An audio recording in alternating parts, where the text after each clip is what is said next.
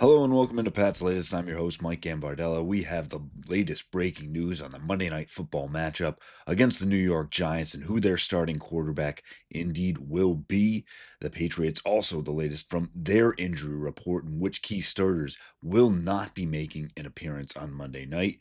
Also, for Will Campbell, what that means at the left tackle position and a little extra juice for the Pats heading into MNF. And before we get started, as always, just a huge thank you to all of our subscribers who continue to make this channel what it is. It's been a crazy journey through 200 episodes, and we're excited to bring you the next 200. And it makes it a lot easier when you have the number one team in the NFL, the Patriots, at 10-2 overall. Nobody saw this one coming, but we continue to bring you everything around the latest coming out of Foxborough. And if you haven't subscribed, think about going down and doing the same.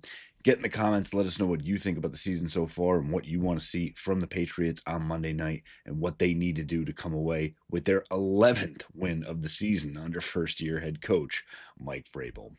We'll start with the look against the opponent, and Jackson Dart cleared from concussion protocol, and the rookie from Ole Miss will indeed start for the New York Giants. Jameis Winston, who filled in admirably, and the gunslinger, always good for a soundbite, had been playing very well. So there was some questions around what would happen in interim interim head coach Mike Kafka deciding to stick with his rookie cleared, gets that extra week in the concussion protocol, but back out. And some tough news for the Patriots, to be perfectly honest. Jameis Winston, yes, gunslinger, but tendency to make some mistakes and turn the ball over. Jackson Dart has not done that as much. Just 3 interceptions to 10 touchdown passes without starting the season. Obviously, Russell Wilson started for them, losing the job and installing Jackson Dart midway through, who's racked up 1,400 yards and a 63% completion percentage.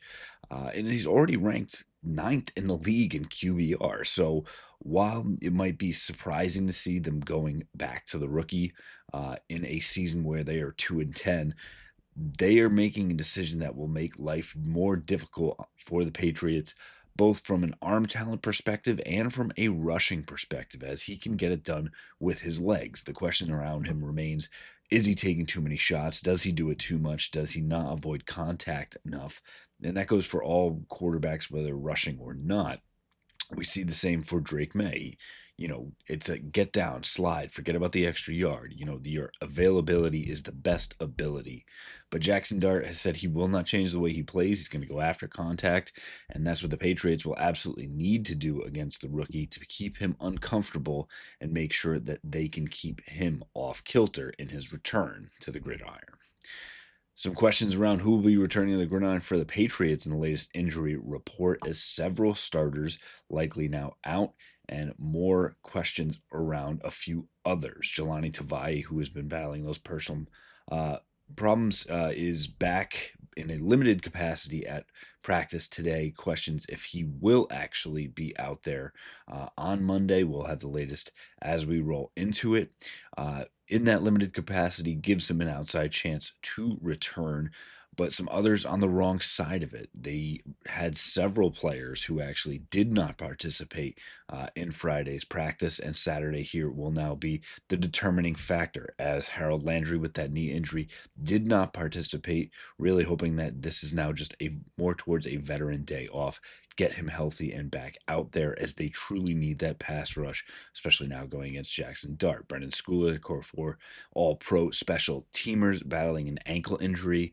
Do not expect to see him out there. A huge blow for the special teams of the Patriots. Also, Kairos Tonga, battling that chest injury, did not participate, did have a limited practice session on Thursday, so Saturday will be the determining factor, and a big one for the Patriots, and not to the extent of a Milton Williams or a Will Campbell, both of whom are on the IR, but Kairos really playing both sides of the ball, eating up a ton of space, and you've seen the rushing numbers not go the Patriots' way, as the opponent's running backs have really feasted without Milton Williams, now Kairos Tonga not being there. So a huge one you'd like to see in there, but will have really 50-50 odds at this time. And Jared Wilson, who did avoid the IR and a 4-game stint on it, in battling that high ankle sprain, did not participate and do not expect him out there on Monday, and likely will be at least 2 weeks, if not more. Could potentially be a 3-game absence. They did not put him on the IR, but do not expect it. So the line for the Patriots, especially on that left side, looking at those two new starters, will be Ben Brown in there for Jared Wilson, and Will Campbell did get placed on the 4-week IR, so it is next man up at that left tackle position for an extended period of time. And the big question around it is Vidarian Lowe ready to take on this responsibility? He was the starter all of last season and did not play well. It did come out that he was actually battling through a serious injury, playing with that all season long, essentially. And he said he's finally back to full health, and he's had a chance to work with Doug Marrone, the new offensive line coach. And actually, Josh McDaniels was asked about it, and he expressed confidence in Vidarian Lowe and was comfortable putting him out there. And there was questions after the Patriots decided to put Will Campbell on the IR. Would they see if guys like Jedrick Wills were willing to come out from taking this year off and come out of free agency and sign a contract? But the Patriots are looking for continuity here, and it's the right way to go because you don't need to rock the boat too much. You need to see what Vidarian Lowe has. There have been local beat reporters that have at least said that he could be a replacement level talent or above and get the job done. But the pressure will be on, especially going up against this New York Giants defensive front that just throws a ton at you. Obviously, they spent the number 3 overall pick, and Abdul Carter joins Kayvon Thibodeau, top 10 pick at LSU just a couple of years ago. And then Brian Burns, who has had some interesting comments in the media about Drake May, looking to potentially Jedi mind trick him a bit into making the wrong decisions. But all in all, this offensive line is going to have to do a lot. They're going to have to come together quickly on that left side, and Drake May is going to be mindful of that blind side throughout the game and over the next 4 weeks, as Will Campbell will not be out there. So while it is next man up for the Patriots, this could become the next massive issue if Vidarian Lowe is not able to cement his status as a fill-in starter. And finally, for the Patriots, it will be the return of Pat Patriot as the throwback uniforms. The Reds will be making their return in Foxborough, as do the Patriots.